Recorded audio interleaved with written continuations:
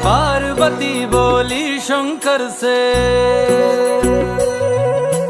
पार्वती बोली शंकर से, सुनिए भोलेनाथ जी, रहना है हर एक जन्म में मुझे तुम्हारे साथ जी। वचन दीजिए ना छोड़ेंगे कभी हमारा हाथ जी।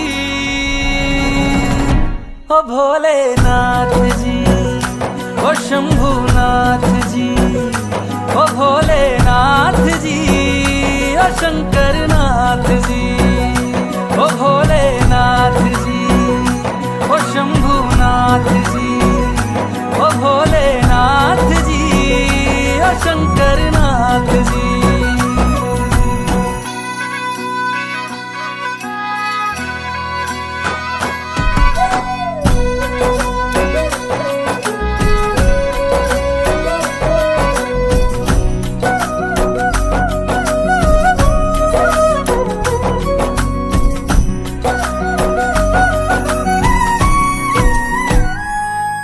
जैसे मस्तक पे चंदा है गंगा बसी जटाओं में, वैसे रखना है अविनाशी मुझे प्रेम की छाँव में।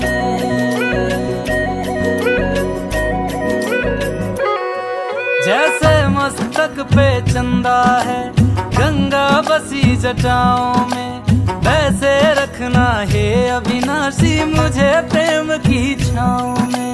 कोई नहीं तुम सा तीनों लोकों में, दशों दिशाओं में, महलों से ज्यादा सुख है कैलाश की खुली हवा में।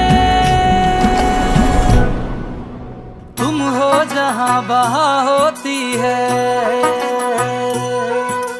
तुम हो जहां बहां होती है अमृत की बरसात जी।